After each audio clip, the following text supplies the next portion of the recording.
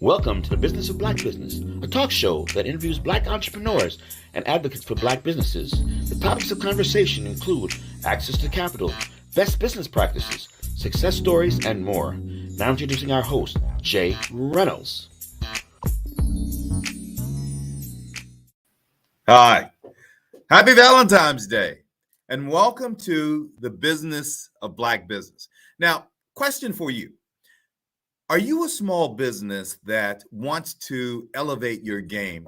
You want to do a better job of telling a story about who you are and what you do? Well, today we have a real unique opportunity to talk to a thought leader about exactly that, a brand strategist. My name is Jay Reynolds. I own Wolf Creek Consulting. We are a top-ranked executive staffing firm with offices in Fort Lauderdale, Florida, West Palm Beach, and Birmingham, Alabama. And again, welcome to the Business of Black Business. Now, this is a show that's not a commercial for businesses. It is really a show designed to help Black entrepreneurs understand the dynamics of building a business and growing a business and keeping a business stable. It's a unique opportunity to gain access to entrepreneurs and professionals that have done it, professionals that basically can offer some advice to help you to go from one place to the next. I like to think that it's an opportunity for you to be in the room where it actually happens. Now, before we get started, the first thing that we have to do is we have to thank the sponsors, right? Our growing number of sponsors. First of all, Demesman and Dover Injury Attorneys. Thank you, Victor, for all you do. The Florida Lottery, Career Source South Florida, AARP, the University of Miami Research for Us All, and our new sponsor, SWA, a Solid Waste Authority in West Palm Beach. Okay, again, we have a unique opportunity to interview a really special guest. Her name is Angela Durant. She is the founder of the Be Brilliant movement. She's a brand strategist. You can visit her website at bebrilliantmovement.com. Now, what Angela does is she teaches entrepreneurs how to escape the stories that have them stuck, to kind of get out of their own way. And we've all been there, you know, escaping limiting beliefs, the things that prevent you from thinking that you can, and to sometimes escape environments that stand in your way, right? She also has a private group on Facebook called Embrace Your Brilliance, Discover Your Freedom. Hey, Angela, I'm really excited about talking to you. But as an entrepreneur, and as a marketing guy, as a person who's built his own business, I know how hard it is to get out of your own head, right?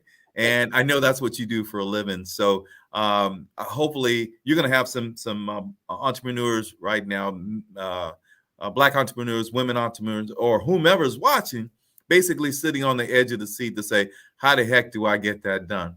So I don't read bios and things like that. I much prefer you to talk to us about who you are. So tell me your story. Where did you grow up? Who are your influences? Tell me, you know, why you are the person that you are. Wow, thank you so much. First of all, thanks for having me. I'm so excited to be here. I've seen some of your interviews and you do an excellent job. So I'm Thank really you. honored to sit in the seat, have a seat at this table with you. So thank you for having me. Very kind of you to say. I am, who am I? Okay, so I am, I'm a wife, I'm a mother. I was grew up in Philadelphia. Okay. And I started my career of 30 years of experience in working in the hospitality industry. I started in a hotel kitchen, and I am now the CEO of my own firm, right? Very And cool. so I'm a brand strategist. I'm a level C brand strategist, which means that I'm certified by Marty Neumeyer, who is like the godfather of branding.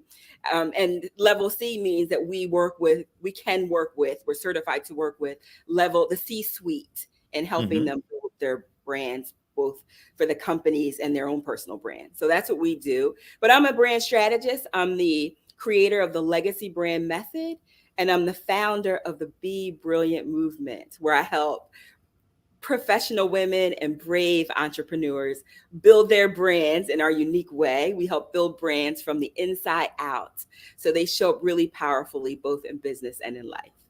Right. I'm not a big rap guy, but one of my favorite rap songs is "I started from the bottom, now I'm on the top." that's pretty gangster as far as I'm concerned. I think that it says a lot about you as a person, and I will dive into that to some great degree, because I think it would be important to know that, and we'll talk about this, but what inspired you to move through that continuum that you went to get to where you are right now. But first of all, let's talk a little bit about your business so we can put that in the proper perspective. What is the Be Brilliant movement? What is it all about? Thank you so much for asking. I smile every time I say the Be Brilliant movement, because it was after, working, in the hospitality industry for a considerable amount of time, that I was in an office. I was a hotel general manager. I was running it, leading a team, and I was no longer happy doing what I was doing. I get that. Yeah. I was no longer happy doing what I was doing.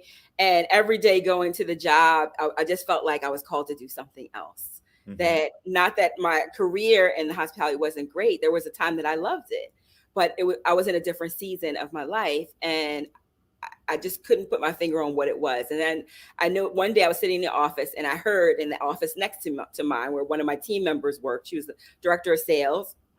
And I heard this commotion over there. I was like, what's going on over there? And she was, they were celebrating her new book. So she's an author of a children's book, now 2 books. But at the time I said, she was a director of sales. And I was like, you're great at being a director of sales, but I never knew that you're a writer. Mm-hmm. And she said, well, I'm good at writing, but I'm great at writing, but I'm competent in sales. But my real thing is writing. And then I noticed that I had an assistant general manager who was great at creating these amazing events. You just give her, something that inspires you, and she can just take it from there and create amazing events. She does my events today. So, wow. She's just phenomenal at that thing. And she said on nights and weekends, whenever she gets a chance, she does that. She was great as an assistant general manager in operations, but she's amazing at putting on events. Right. And so I was driving home one day, and I had this epiphany, like, everybody has something. Like, everybody has something, that these hidden talents, right? That they're just really brilliant at. And I was inspired by scripture, actually, from the Sermon on the Mount, where Jesus says that light should never be hidden, that nobody lights a candle and hides it under a bushel or a basket, but they place it on a stand so they can give light to everybody in the house. Wow. Yeah. And so with that, the Be Brilliant movement was born, because I was like, if only people could leverage what it is they have, they can create an amazing life for themselves and their families, but they can also serve the world in a very powerful way. And so that's what we do today. And that branding is the vehicle that we use to help get them there. Right. I got to talk to you about the storytelling, right? You're an amazing storyteller. I've only known you for half an hour, but you're an amazing storyteller. Tell me about that. Tell me, and we'll talk about how you assist entrepreneurs and things like that. But I have always found that the greatest speakers, or the people that are most, salespeople that are most that do the best jobs, are people that are able to tell a story and get you invested in that story, and then you move it from one place to the next. Talk to me about your perspective on that. Oh, well, I love to tell stories because it's a great way to help people learn. Our brains as human beings are wired for story. So we tend to remember when someone tells us a story from generations passed down. That's how we learn, right? Mm-hmm. Right. And we didn't write things down. One person was responsible for telling the story to another person, and that person was responsible for remembering that story and being able to tell it. That's right. And so for me, I use a lot of stories to make points and share ideas with my clients. And I will say that I think the best stories, or the way that I leverage them, is that I pull from things that are important to me in my life, like pivotal times of things that happen, or something that I saw that resonated with me on a couple levels deep. And I'm like, Right. that's something that I want to share with other people, because I think I had an aha moment in that, and I think other people could be. So we tell things that, if you tell things that inspire you, you can share those easily with other people. Very cool. Thank you. Talk to me a little bit about the guidance and how you assist entrepreneurs. Tell me, what do you do with them? You mentioned clients several times, meaning that you have people that that send you a check or ACH. Because whatever it is, that sauce is pretty good sauce, right? So talk to me about what you are doing to assist entrepreneurs. Well, I think like what makes us really unique, like what sets us apart and makes us different, is that when people are looking to build their brands, they're looking to build their brands because they want to attract more clients, right? They are looking to build their brands because they want more clients over a longer period of time, right? At a premium, right? Otherwise they don't need a brand, right?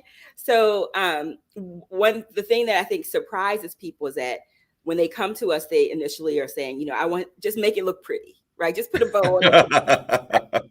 I just need a creative because I can't come up with a logo. I got you. Yeah. Right. And we'll make it look amazing, but that's not where we start. We start with the person. Like, we start with the founder. I'm a big believer that your fruit should look like you, right? So anything you put your hands on, and it might look like you from a standpoint of what your values are. Like, what do you stand for? What do you believe? Like, why did you get into this business in the first place? And I'll tell you, the reason why I got into this business, I created the Be Brilliant movement, but the reason that I became an entrepreneur was because I was fired after working for a job like 15 years. I don't know if your audience know what at will means, but it's a thing. It is a real thing, right? I don't know if it still exists because I haven't been there. Oh, in the state of Florida, it does. It does. Okay. It absolutely does. So, I was fired on a day they came in. It was like, today's your last day. Like, I didn't get 2 weeks notice, right? Wow. Today's your last day, right? And, I'm packing up my office, right?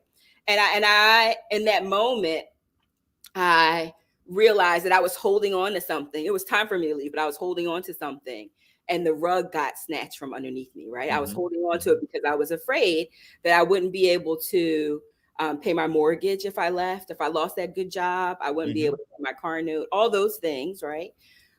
So in that moment, I realized that, I had attached my identity to the work. Like, when somebody said, "Who are you?" I would say, "This is who I am," right? I'm right. From this. And in the moment, I was like, okay, who am I without the job? Like, what am I? Because every time I climbed a ring on the ladder, I felt better about myself. Right. Yes. And so through somebody else's eyes, through someone else's eyes. Right. And what I realized was that it was never that. It was never that. And I tell everybody that I talk to that, everybody has some brilliance, some area of genius. And wherever you go, whatever you do, you take that genius with you. Right? Wherever you go. And so when I realized that, like, look at you, like this, you're able to, you have many talents, right? You're able to go up in a lot of different areas and just blow it out the park. Right. And so when I realized that, then that gave me a sense of security. That gave me a sense of, because I knew I could bet on me, right? I knew that I had something in my hand that was very valuable. So the way that I helped, I'm sorry for the long way to tell you, but no. This is good, because I have a follow-up question to that. But no, the way you're taking this and framing it is exactly right. Okay. For this conversation. Thank you. Okay. So the way that I help the entrepreneurs, the business owners that come my way, is by helping them really understand what it is they have, how valuable it is, and how they can leverage it. The biggest things that people ask me when they come to me or the biggest concern that they have is they want to have control, right? Okay. So they want to have control over themselves. It might come out in the form of, I want to be my own boss. It might be, I love my company, but I'm building something else on the side. The second thing that they tell me is that they don't want to have a cap on their earning potential, right? They don't want anybody to dictate what they can make. And then the third thing that they tell me is that they want to have a significant impact in the lives of other people. Of other right? people. Their families, their community, or globally. They want to make a difference. They want to feel like their lives mattered, right? So that's why people come to me. So none of that has to do with color, typography, or a logo. Right. So It's like, what do I want to be when I grow up? And I need somebody to help me to understand that. I want to go back to your story just a little bit in terms of, let's say, for example, when somebody says, "Hey, look, it's time for you to move on because for whatever reason, because of the fact that, hey, look, you're undervalued, probably, or you're making somebody nervous, who knows?" But how did you go through that continuum?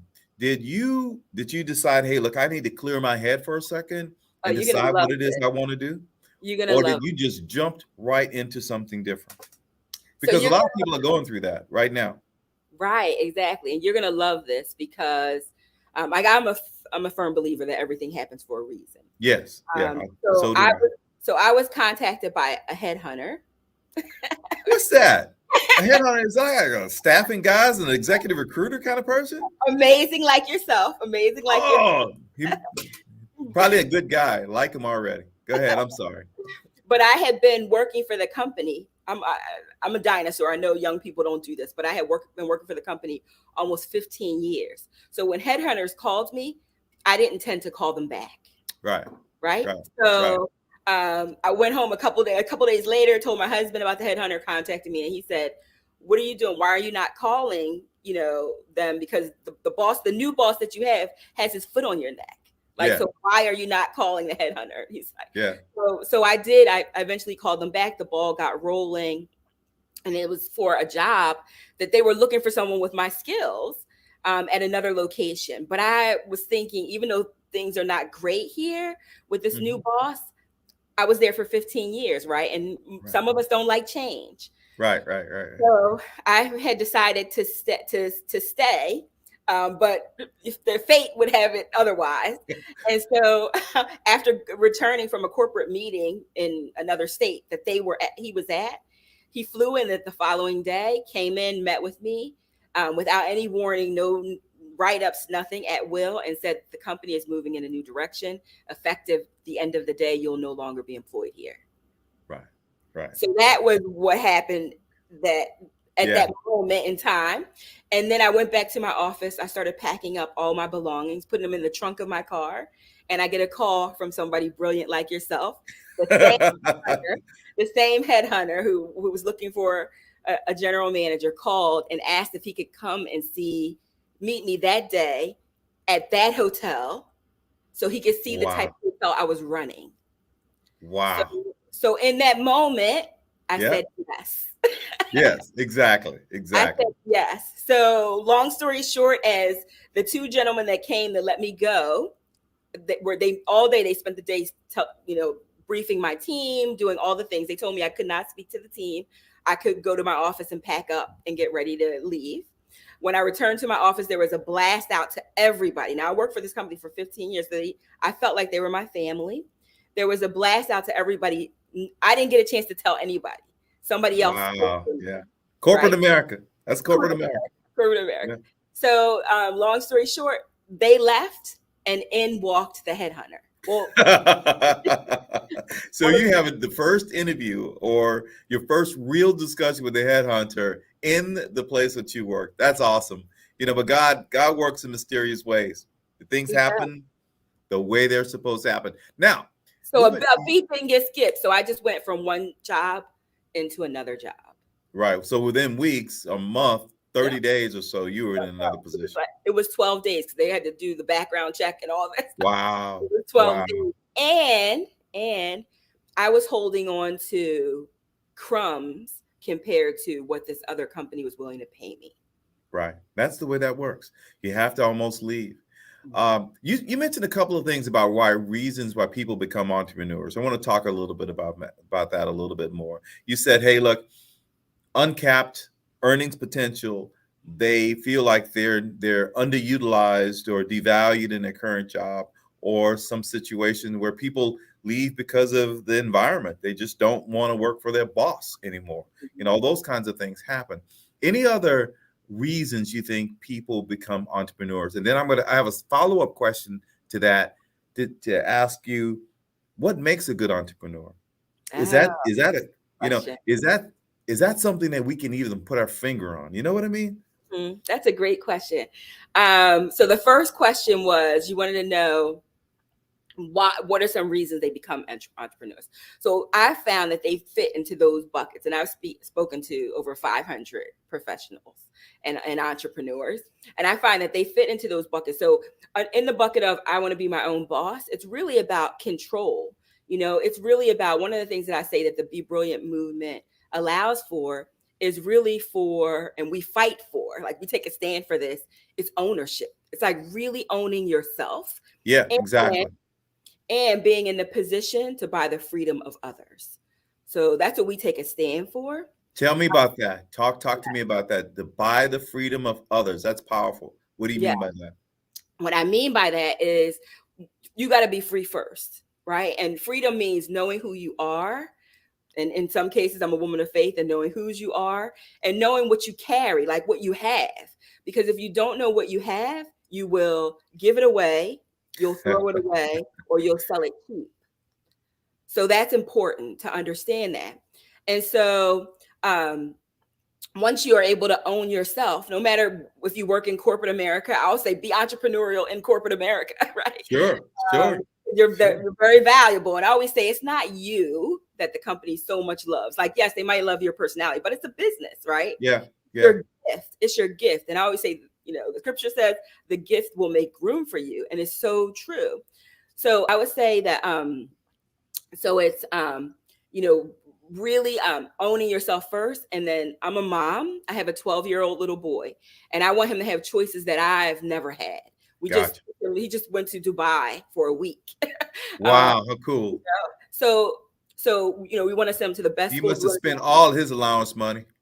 But I want him to know that he can sit at any table, and I want him to have confidence in that. And I want him to know that if he's ever in a situation where he doesn't want to leave a place that he might not be treated well or maybe underpaid, that he doesn't have to stay there. Like I felt like I needed to stay there, right? I felt like I didn't have choices. So buying the freedom of others means giving them choices, right? Cool. Whether they're your family or they're your community or they're globally. I want, women, I work with mostly women, but I want people to know that they have choices. Like they don't have to settle for things that don't line up with their values.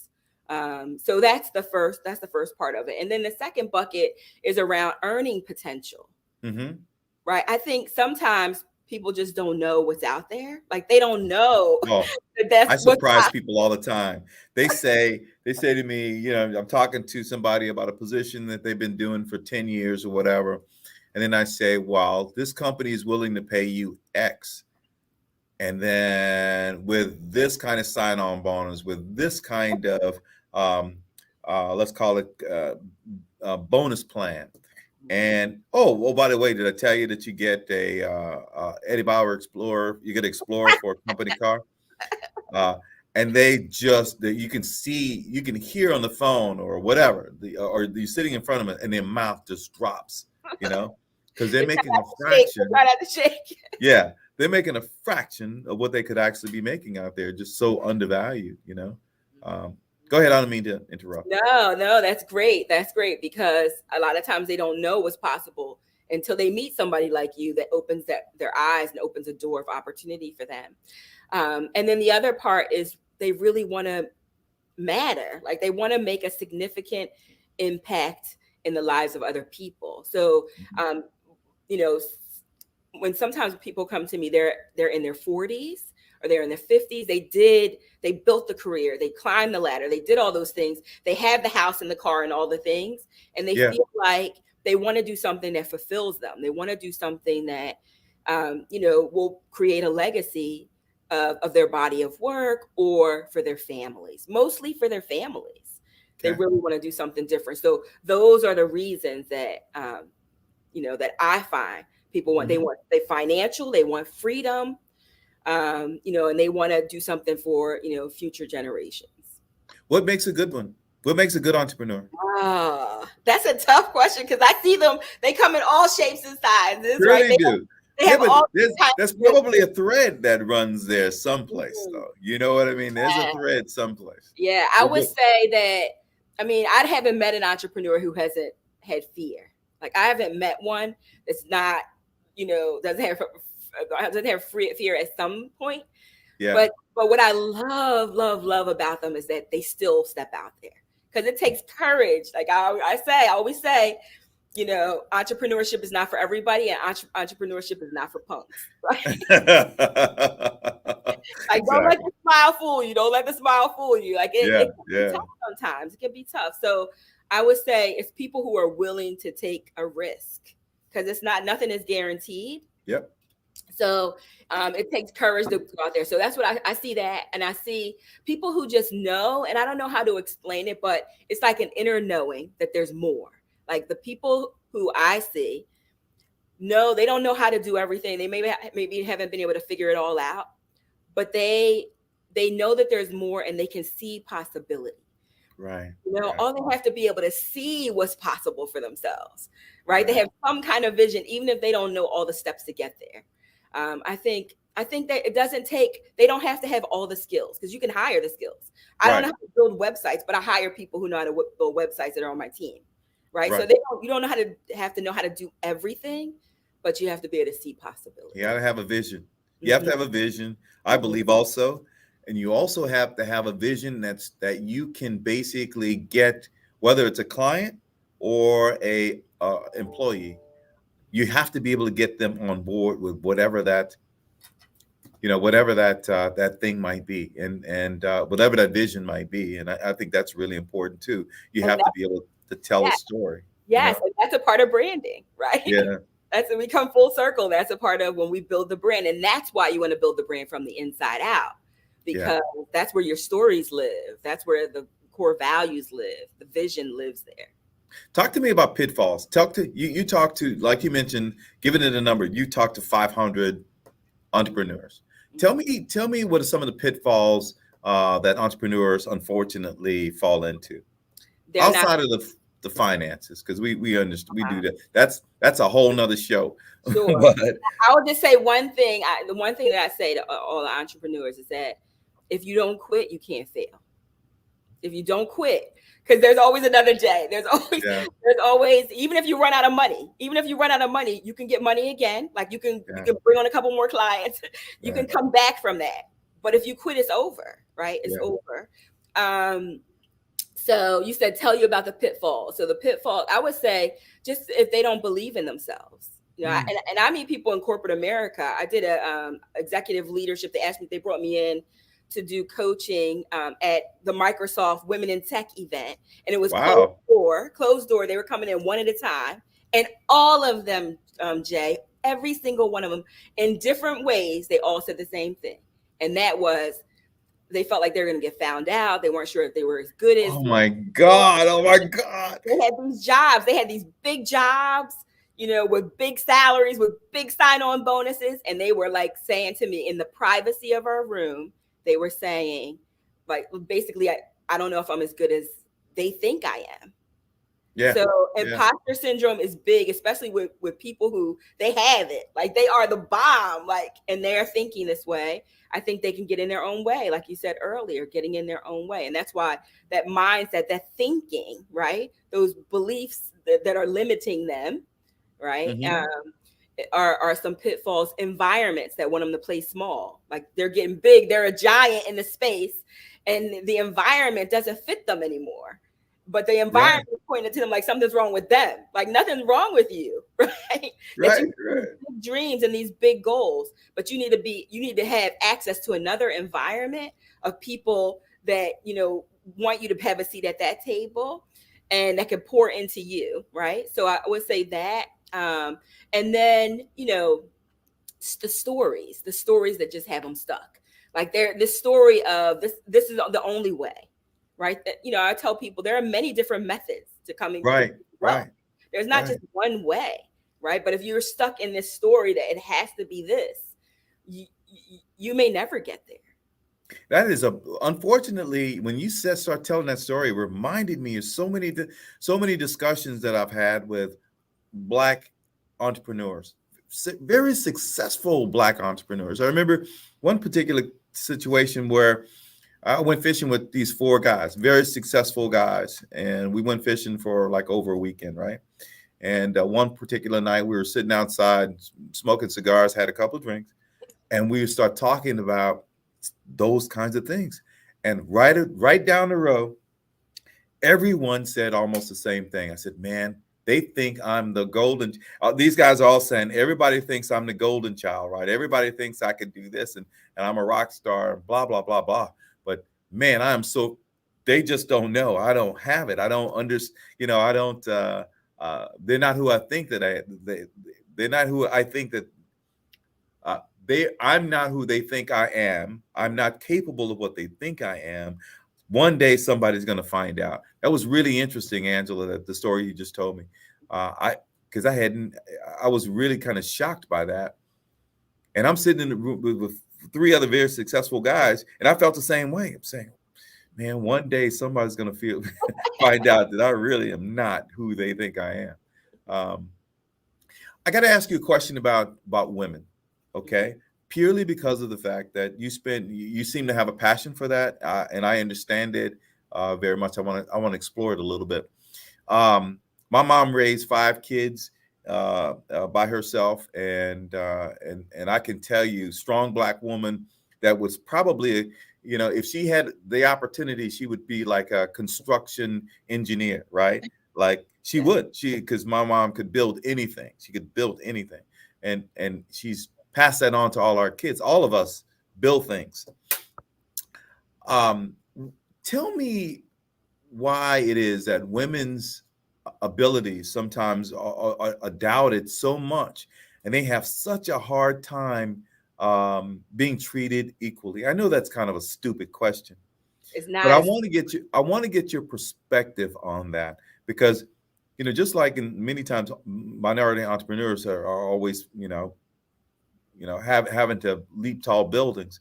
Women even have that in a much bigger fashion. Give me your perspective on that as it relates to building a brand and being an entrepreneur and getting over that hump. Yeah. So it's a very good question, and it's something that needs to be addressed. But okay, there are 2 parts to it. Okay.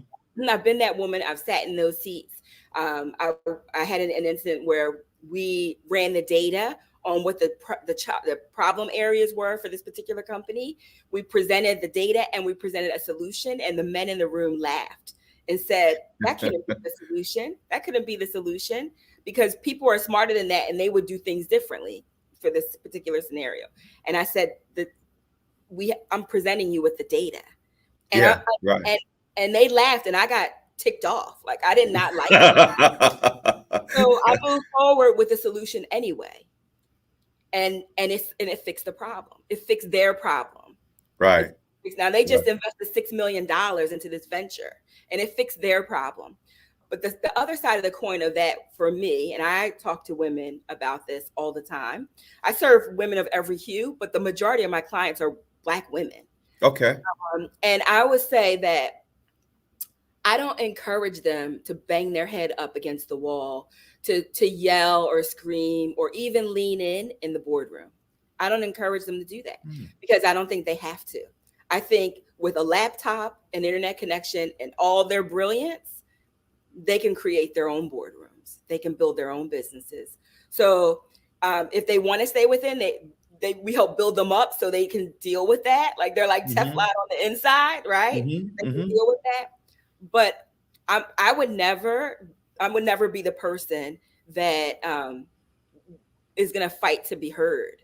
I have ideas, and the women that are listening, there's some bad mamma jammas, right? Yeah. They're bringing the skill, they have the expertise, they're vetted, they're doing the work, they're trusted advisors, they're probably training their bosses, right? They're doing all the things. Like, I don't need to fight with you to give you a solution. And I don't want to fight with you and be doubted all the time. So, well, I'm sorry, I got to interrupt you because I really want to dig into that a little bit deeper. Sure. angry black woman syndrome, right? And this is stuff that you know, I know I'm bringing the stuff up that Bob may or may not should bring up, but let's say that whole angry black woman, where you have a white male who acts a certain way, and to get things done, and he's proficient at what he does, whatever. But however, he comes across as being a let's call it no holds barred. We're going to get this done. If a black female does that, he is entrapped by the angry black woman syndrome. Talk to me about how you coach people through that. Yeah, I would say, I mean, the women that come to me, they're all professional, polished. They're not angry black women. I know, and most and a lot of them, they don't get that as much, but I know it exists. They're sitting in the boardroom and they share their idea, and somebody takes it. Like they share their idea, and somebody next to them says the same exact thing, and everybody's like, "Whoa, that's a great idea." Yeah. So let me just tell your listeners how to handle that. So when that happens, you can say, "Well, thanks, Dan. Thanks for reiterating, the points in my idea. I appreciate you doing that." Oh, supporting me. Thanks for supporting my idea. Supporting my idea. I appreciate that. Right. Yeah. But as far as the angry black, I don't know that that's an easy one to solve based on, unless they have a lot of diversity, equity, and inclusion training internally. You may handle that more. You may deal with that more than I do. But what I would say is, vet your ideas, make sure that you know what you're talking about when you present it, and present the idea. And you could always present it with a smile. Like fix your face. Right. Sure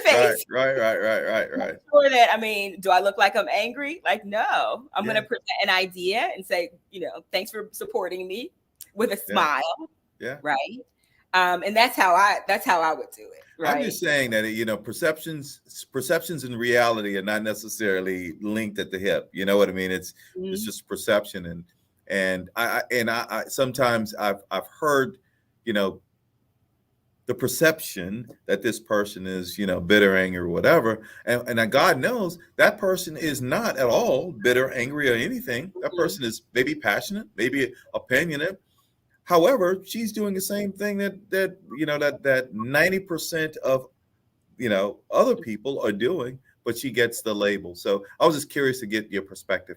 Well, it's not I got to tell you, I got to ask you to do one more favor for me, right? The last thing, or last question. Give me 2 or 3 things that we can call points of light or secret sauce that other entrepreneurs can use. Leave people with something. Okay. So I'm going to leave you with 2 things. Okay. One is three of the most powerful questions that an entrepreneur can ask when building a brand. And that is, who am I? What do I do? And why does it matter? Why does it matter? Because mattering is the new marketing. Okay. So it's 3 simple questions. And on the other side, I'm going to give you an evolution and put you at the top of the class. Okay. And that is, back in the day when we were building products and services, right? It was all about the product, right? That's the foundation of the base level, the product, selling the thing, right? Was what it was about. And then it evolved to features. Like, I have a thing, you have a thing, but my thing can do this. It has these different features on it, right? And when I first started years ago in business, they said, don't feature them to death. Don't tell them all the features, right? Okay, so it's the second level of that is the features. The next level of that are the benefits. If you're going to tell me about a feature, well, tell me how that benefits me. Connect those dots, even though it might seem obvious. Connect those dots, right? And so in business today, we're talking about how your company, how your firm can benefit a candidate, right? So benefits was the next level. Then the next level after that is experience, right? So when all things are created equal, they look the same, they talk the same, but what is the experience that I'm going to give my clients? Like, I know, Jay, you're going to take great care. You're going to hold that candidate's hand, walk them through the process. You're going to make sure they're prepped. They're going to tell other people about you, even once they have it. So you want to give your clients, your customers, a great experience. But there's another level. This is the level that you go to where you have iconic brands. This is where iconic brands live. You know, those brands that can sell the same thing as you sell, but people will go a mile, 10 miles further. It's the same thing. It's like the same shoe. It's the same. Nike. It's a Nike. You put a swoosh on it. I don't give. It could be butt ugly. All you gotta do is put a swoosh on it, and they'll pay 10 times more for the product, right? Yeah. It's those brands where people will camp out overnight to buy that next iPhone, but they could buy it like the next day. But no, they're gonna camp out, right? Yeah. And that is, you want to know what that is? I do. Okay. All right. I'm sitting on the edge of my seat. So after experience, it is identity. It is identity. And if you can connect with a customer on an identity level, they're in. Because everything else trickles down. If you can connect with them on identity, it's like, who do the people want to become as a result of working with you? Right? You help them become.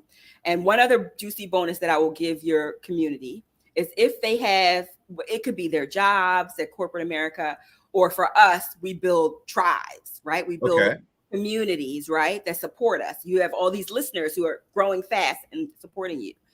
It's no longer about your podcast versus another podcast. Yeah, all the podcasts get ranked. It's not about that. It's about the best tribe wins. The best tribe wins. And what makes the best tribe? It's you as a leader, what you pour into them. Do you make them smarter? Do you bring people on that educate your audience? Right. Do you make them stronger? Are they better informed? Because it's what they say. I attend, I already have this podcast on lock because he taught me how to make money in my business. He brought somebody in and showed me how to build my brand. He told me, what are you learning on your podcast? Right.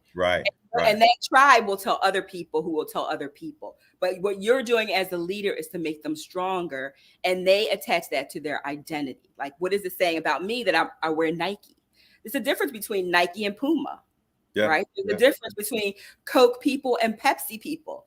It's the same thing pretty much in the can, maybe 5 grams of sugar different, but it's the same thing. So I would tell your audience not to sell the thing, but sell what the thing means to people, what it helps the people become and to build their tribes. And the experience and the identity. I got that. Yeah, I feel like I almost got to send you a check now. No, I will tell you this, Angela. I really enjoyed talking to you. And this was actually very helpful to me personally as well. And I know that there are people out there that are like scribbling on little notes of paper and stuff like this. So you were very good at what you do, a very good storyteller, and I really enjoyed it. Hang on with me for a second. I need to pay the bills and just kind of thank our sponsors and stuff like that, and then we'll come back, okay, before we say goodbye. I want to thank Legacy Magazine. I always do this because I want you guys to understand that I appreciate the fact that you carry this podcast and you make it important. Dexter, Aaliyah, you guys are amazing people. Thank you very much for all you do. Demesman and Dover, personal injury attorneys. Victor Demesman, thank you for all you do, as well as what you do for small businesses, as well as HBCUs. Thank you for walking the talk. Okay, walking the talk. The Florida Lottery, Career Source South Florida. Now, I want to take a second and talk about Career Source South Florida for a second. Career Source has a number of positions, has a website out there where you can basically go on that website, and each week they have the top 10 jobs. And I'm going to take you through some of those jobs where you can actually literally apply for them today. A business development expert, $62 an hour. That's $130,000 a year. An SFWIB information technology manager, $35 an hour. A data integrity specialist, $26 an hour. HR reporting analytics analyst, $22 an hour. A lodging manager, $21 an hour. A disabled veterans outreach program specialist, $16 an hour. Workforce mobile unit driver, $15 an hour. Service technician in Miami, $14 an hour. and a customer service operations person, $13 an hour. The good news is that each and every week, Career Source of South Florida changes these positions each and every week for new and fresh jobs for you to take a look at. I also want to thank the University of Miami, All of Us Research, and AARP. Thank you guys for supporting this and making this important. Let's Angela, why don't you kind of tell us how people can get in touch with you? Fantastic. Thank you for putting my website up there. They can come visit us at BeBrilliantMovement.com. They can visit us at BeBrilliantMovement.com. And they can also visit us. We're pretty much on every platform, but they can visit us in our private Facebook group. It's called Embrace Your Brilliance, Discover Your Freedom. Embrace Your Brilliance, Discover Your Freedom in Facebook. I do a lot of teachings there. And we have actually a free masterclass coming up. It's on Saturday. We're spending the day with you on Saturday to deal with those things that we're talking about today, those mindsets, yes. The things that get in the way, to really open up possibility of really what it looks like and what's available to your listeners. So we'd love to invite them out to that. We'll share the link for that. And it's called Abundance Mindset Masterclass, the Abundance Mindset Masterclass. It's complimentary. And it's from 9 a.m. on Saturday, Eastern Standard Time until 3 o'clock. You'll have lunch breaks and stuff in between, but it's all virtual. So all you have to do is have a computer and a connection, and you can connect with us. And it is going to be in a private Zoom room. So we'll make sure that you have the links to that. So I'm excited to invite people because I had a mentor that once told me, Ange, it's never the money. It's always the mindset. Yeah. So I got to tell you, it's very cool that you would literally offer a 5 or 6 hour masterclass for free. That says a lot about you. Again, Angela, thank you very much. This was amazing. Let me tell you one other thing I'm going to do. I found out that on your website, I can actually go on your website and find out what kind of entrepreneur I am. Mm-hmm. Certainly, I've taken a bunch of personality profiles over the years. Myers-Briggs, you name it, whatever. I'm going to go to your website and find out what kind of entrepreneur I am and what kind of entrepreneur I'm not. You'll have to tell me. I'd love to hear. Yeah, I will. I'll shoot you a note. But hey, Angela, thank you very much. This was amazing for me. I'm sure it was amazing for the people that tuned in. And I always say, guys, if it is to be, it's up to me. Thank you very much for tuning into this. And hopefully you walked away with something that you can use to build your business. And Angela, hey, this won't be the last time you and I talk. I'm sure you and I will stay connected in some way, shape, or form. I would love that. Thank you so much for having me. This is wonderful. Take care. Thanks a lot. Bye for now. Bye-bye.